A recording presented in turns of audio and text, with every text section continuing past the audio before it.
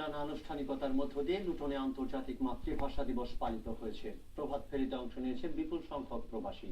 খান জয়নুল জয়ের রিপোর্টে দেখুন বিস্তারিত।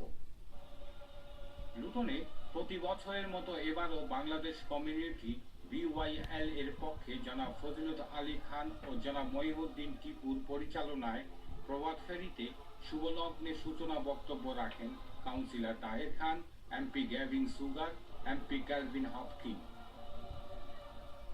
আজকের এই আন্তর্জাতিক মাতৃভাষা দিবস বহু প্রাণের বিনিময়ে যে ভাষা আমরা পেয়েছি, সেই ভাষা উপলক্ষে সমস্ত বাংলা ভাষাভাষীকে আমি লুটন বড়া কাউন্সিলের পক্ষ থেকে আমার আন্তরিক শুভেচ্ছা এবং অভিনন্দন জানাচ্ছি।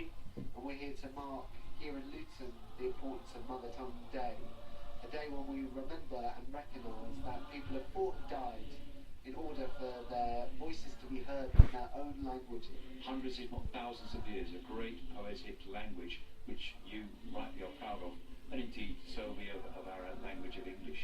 So we are delighted to be with you to celebrate the principle, the idea of Mother Tongue Day, something which we should all celebrate.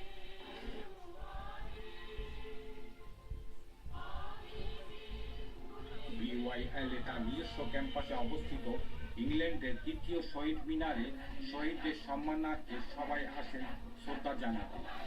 রাত 12:01 প্রভাত ফেরিতে সাংস্কৃতিক, রাজনৈতিক, সামাজিক ব্যক্তিবর্গ পুষ্প অর্পণের মধ্য দিয়ে শ্রদ্ধা জানাতে আসেন।